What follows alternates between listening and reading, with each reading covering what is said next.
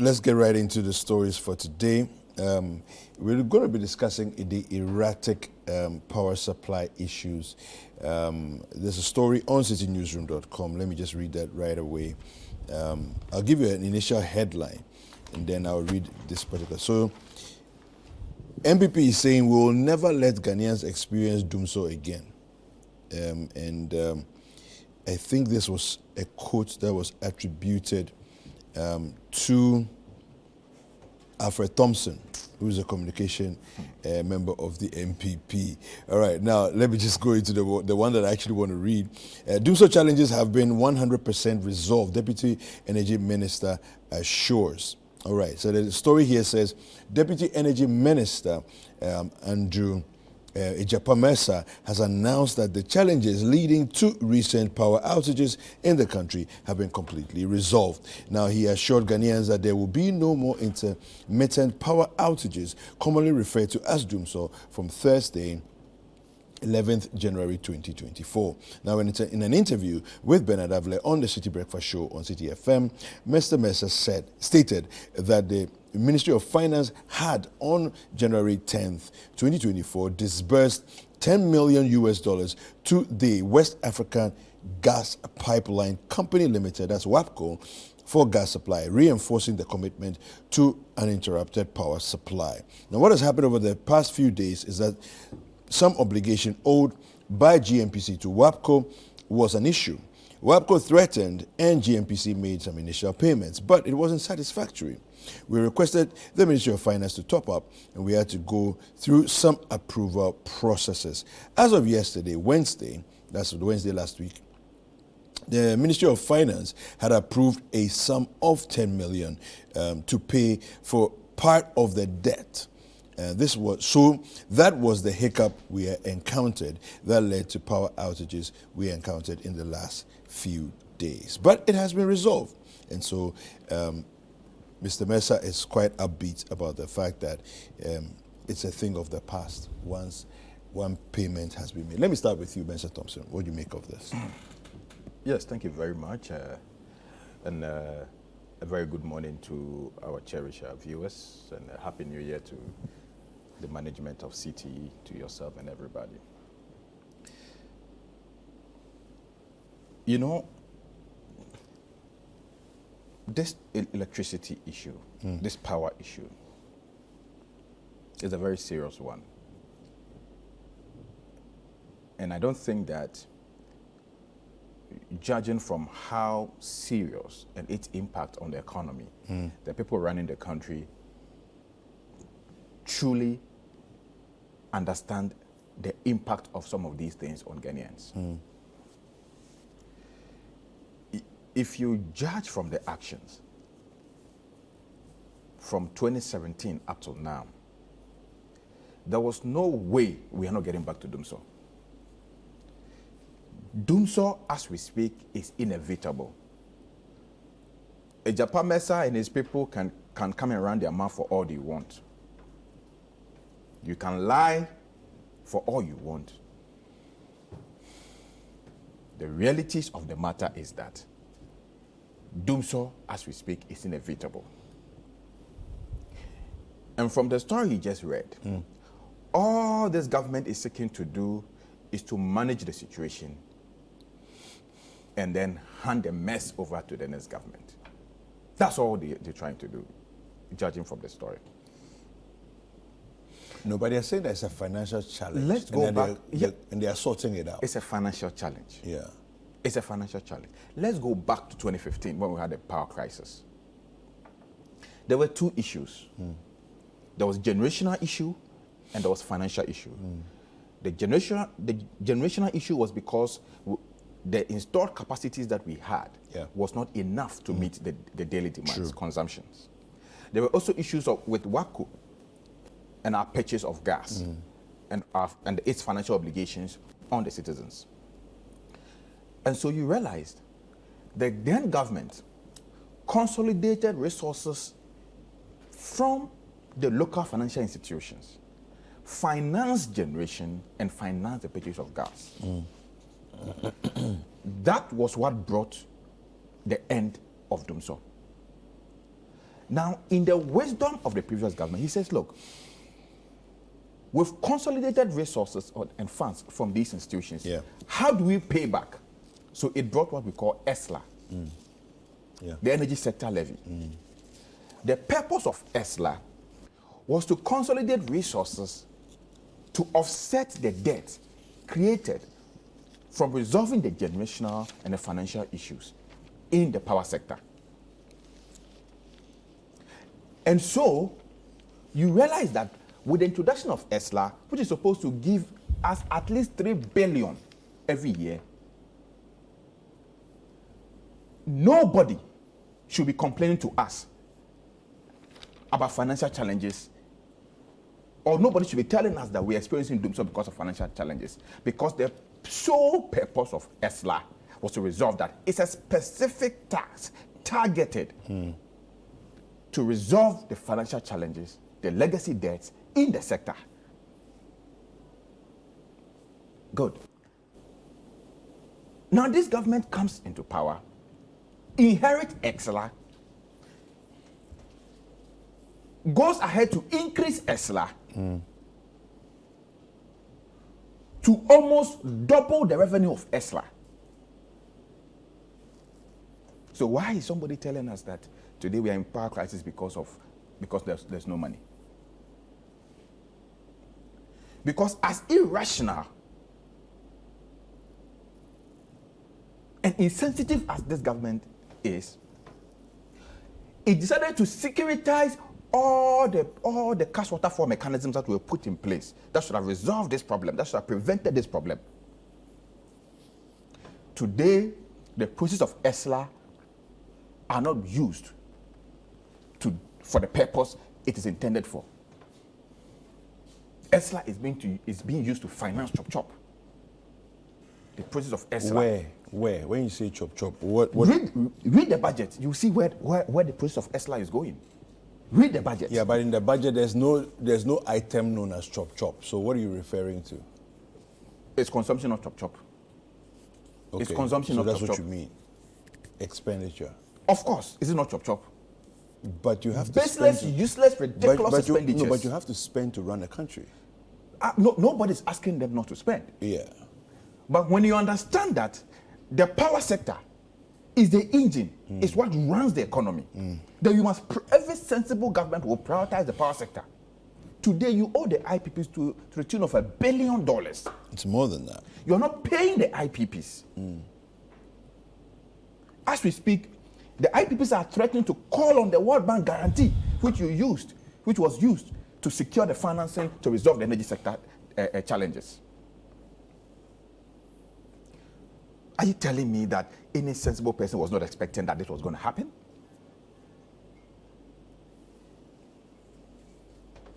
Is that what you're telling me? And so we are in DUMSOR because of the foolishness of some people. It's as simple as that. I'm not sure if that's exactly the right way to describe it. When you say foolishness, is that... Okay, because of the lack of sense, lack of wisdom. Okay. It's a lack of wisdom of some people who don't have wisdom, who don't think. If that is not foolish, I don't know what explanation for foolish. So you agree with Jeffrey on the fact that our problems are a thinking problem? We just have square pegs in round hole who don't use their brains. That's the problem of this country. Square peg in round holes who don't use their brains. Otherwise, the problem is very simple, my brother. You can't plant corn and harvest cassava. What you put in is what you get. Okay. Once you are not using the proceeds of ESLA for what it was intended for, there is only one outcome. Is that the power sector is going to be riddled with debt. You can't pay for gas. You can't pay for generational issues. You can't maintain equipment, machines, everything. You can't pay. So they should tell us, where is the ESLA money going? Where is the ESLA money going? When ESLA was being introduced, they were in parliament. They were resisting ESLA. When you came to power, you've increased the value of ESLA, giving you almost twice the revenue that the previous government got. And still today, we are being told that we are in DUMSOR because of financial challenges. And there's no plans. You go and give $10 million to WAPCO. 10 million. Out of $1 billion, that's a pittance. 10 million. So 2 weeks later, WAPCO is going to come and ask for more money. And if you don't ask, they will shut down. And we are back to DUMSOR. So DUMSOR, as we speak, is inevitable. They should just give us a timetable so we can prepare our lives. So we know that they are incompetent.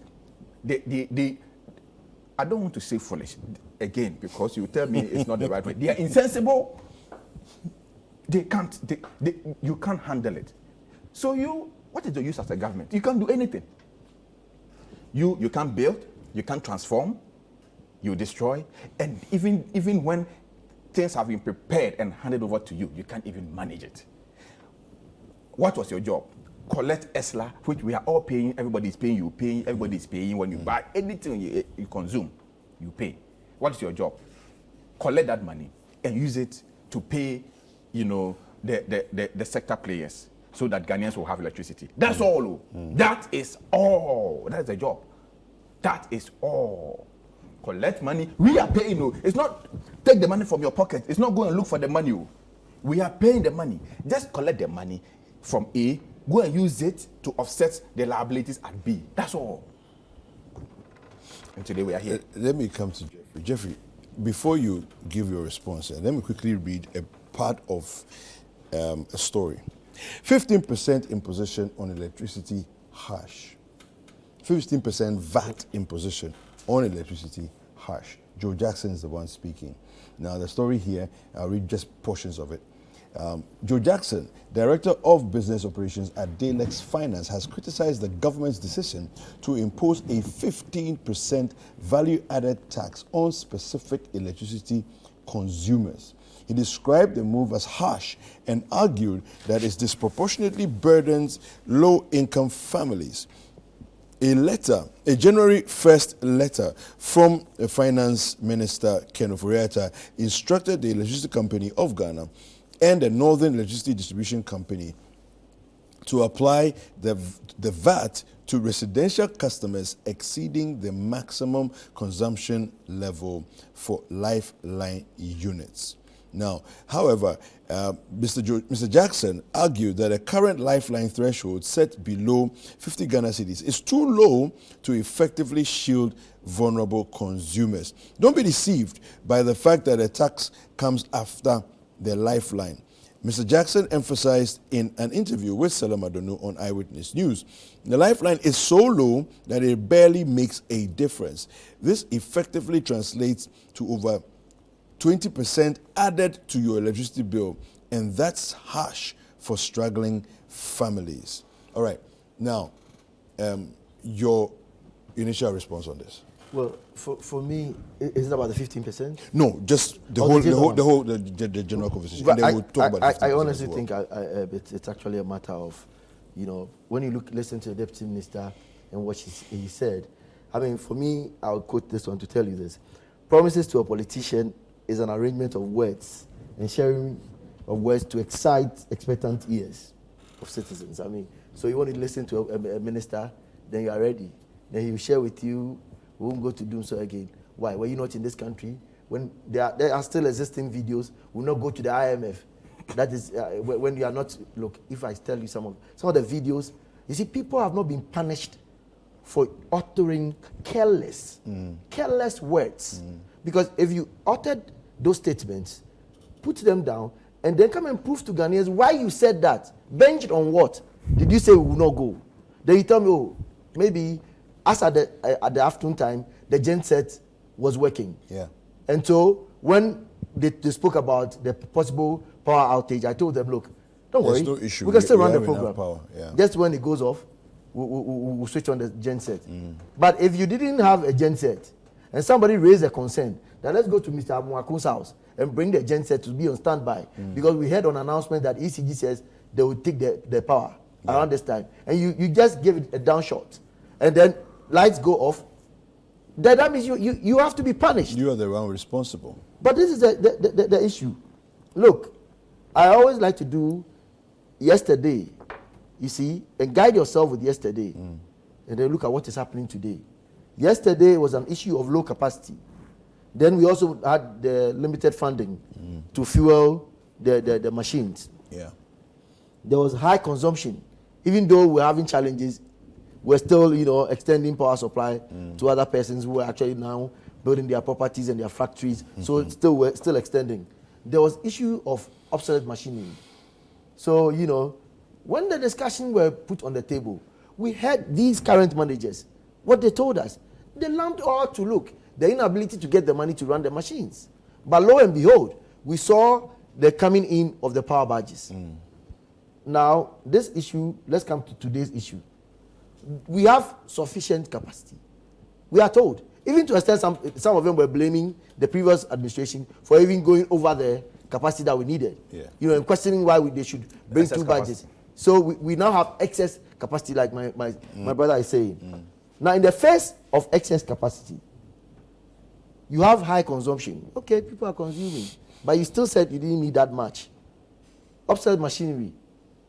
Can you now come and tell me about it? When you actually said it was not the issue, can you now come? But I am just a very smart thinker. I said I won't join the non-thinkers. I'm a thinker. So I know that some of the machines that were put in place years ago will still be obsolete now. So we need to manage those ones. But it takes who is managing now to come out and lump all these ones on paper and explain it to us. Why maybe you are generating the power, but there will be a cut because of this problem here. You are still hiding it and telling me only one side of the story. I will come and sit on this platform, granted to me by a wonderful news house, and tell you the truth. That face the truth and come out and put shame aside. So you feel that apart from the financial challenges, we also have technical challenges, but they're not talking about it. Look, in my neighborhood, we have power fluctuation in Parako Estate, Domi. Okay. My light is like a disco light. Okay. At certain time, around 7, 8, when it peak, everybody puts on their... Look, That's technical. My bedroom AC is off. I mean, now I'm used to repairing the ACs. It's become part of me now. You can come to my neighborhood and ask people what they are going through. That is another issue. Now, when you look at the facts on the issues on the table now, they don't have the funding. And what are the issues on that one? Power theft is one. When the ECG boss, the current one, went out there, you saw the amount of money they generated. Okay? So that's the truth. If he was smarter, Deputy Minister, look, with all due respect, let's be smart about the issues. Power theft is a problem. Go and handle it. And speak about it. We are all Ghanaians. Speak Tree, speak gas, speak Hausa. Let's discuss the issue. This is the truth. The next one is the overburdened by public institution consumptions. There are schools, there are hospitals that are consuming from the government space. That delays of releasing funds to them is causing them not to be able to pay the ECG. So that's another big issue. There's also the issue of mismanagement and corruption. We sat here, we saw meters that were bought, and then when they brought them here, they were faulty. These are issues, the metering issues, they are all around the place. We know the truths. There's also issue of, look, now let's withdraw all protocols. Nobody should be said that from president to everybody, let's pay. There should be no protocol around. This is an emergency. Before you bring in that COVID emergency, you can't say that you have that. It's to start from the top. Everybody else must pay. They'll tell you they are paying, but this one, look, if you put a penalty, put a penalty. Nobody should tell me that, they have to stay over and do. No. If you stay over, pay. Everybody must pay for it. Now let's go to the 15% you mentioned. Look, I'll add my voice to what my senior brother said. That 50 Ghana cedis. Look, but the number of people who pay There's no way 50 Ghana cedis is a fair reflection of a lifeline. No. It doesn't make any sense. Let's stop the jokes. It doesn't make any sense at this point. Who consumes 50 Ghana cedis? You have actually, there are people who do that anyway. Yeah, but there are that's people, in the rural areas. The funny truth is that there are people who consume that in bits. They'll be doing 10 cedis. People don't know the economic feeling that is going on. People buy about 70, but they'll be tipping it 10 cedis. I'm sure maybe when they got to the point they saw people buying 10 cedis, they thought the people survived the whole month from that 10 cedis. They buy by 3-4 days 10 cedis. Then 3-4 days they'll go and buy 20 cedis. That's how people are buying electricity in this country. That's how people. I went to fill my gas. I felt something. A young lady bought the normal 13 kg. Yeah. And she bought just 20 cedis. I never knew people were buying that amount. You Wow. know, no, it brought me to reality. Senior, it humbled me. You know, I'm used to I go there, feel it. Feel it, yeah. And then I'll complain, the cost is running. No, but I did not know that they do thoughts. People do the 20 cedis in the 13. And she bought a vehicle. She was driving a car, got there, and filled I'm just 20 buying cedis. 20 cedis. I was humbled. Wow. Then the gentleman asked me, boss, Then I was like, oh, cool. When the lady left, I said, yes, I'm humbled. And these are the reasons why we're saying this country, we must set up. No, finally, I'll tell you what. Look, if you put taxes on this thing, if you made the legal provisions for it, okay. But as a country, there's something we call tax efficiency. Ghana is tax efficient. We have too many taxes, okay, in play. And we are telling you, even the COVID levy has become a nuisance tax. We were expecting you to remove it, and maybe if you had bought this one after removing that one, then meaning you are going by the process and actually making the process progressive. Yeah. As we speak, I will repeat it every day I hear there's a new tax. The problem is about expanding the tax net. Yeah. Persons who are receiving huge amounts of money through roofing buildings, the construction sector, they are tiling, they are doing T&J and Dre, they are getting their monies. You are not actually getting the money because they are in the informal sector. You are not properly reaching them. Okay. Reach them and take your money. Well, Mensa, what do you make of this one? Well, we come back to the thinking problem. You know, you find people with all manner of certificates parading as economists, but they fail to live up to basic economic principles. And sometimes when you look at some of the policies they bring, you wonder if truly these people are economists or they just came, you know, to run their mouth.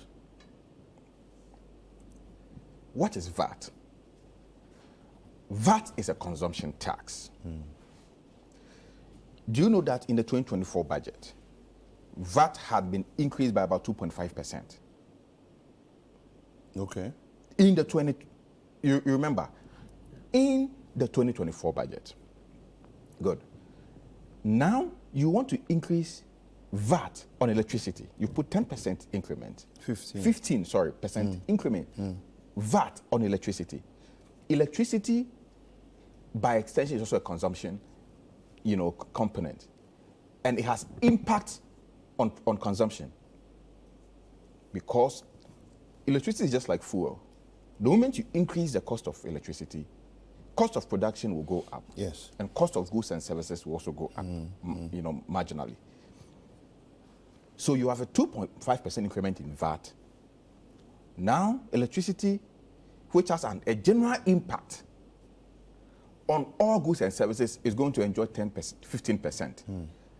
Apart from the notion of double taxation, there is also, you know, what we call the policy contradiction. You live in the country where your central bank manages inflation by using the policy rate. Anytime inflation goes up, the central bank at the MPC committee will increase the policy rate to try to bring inflation down. As we speak, interest rate is about 40%. Banks are lending over 40%. 40. This is going to further push inflation because it's a consumption tax. Once inflation goes up, the central bank, with no choice, the only tool available to them is the monetary policy tool. Yeah. Is to try and increase the policy rate, which will push interest rate further up. So by mid-year, by the time we have the mid-year budget review, interest rate will be about 50%. Because the central bank will come back and increase the policy rate because this policy is going to drive inflation. So there's no work done really at the end of the day. So this is what we say ucha ketre mare. In Chile, say ucha ketre mare. No worry now. If you cut your tongue and chew, and chew, have you eaten meat? have you chewed any meat? How does the same bank? So you see that the central bank, which is managing the monetary wing of the economy, and the finance ministry, which is managing the fiscal wing of the economy, both of them don't agree, implementing contradictory policies. While the central bank is working to try to bring inflation down, the finance ministry is working very hard to push inflation up. So one is trying to bring it down, one is trying to push it up. One is bringing it down, one does. So you see the kind of mess we are in. And these are people who say they're economists too. These are people who say they've gone to Yale, they've gone to Harvard, they've gone to wherever, they have PhDs. Yeah, but they've gone to where they've gone. And they make this simple basic economics. So sometimes you ask yourself, do they think about the policies? Do they run a trend analysis? Do they do their computations? Do they assess the overall impact of the policy on the economy before they even come out to talk? Do they do that? Well,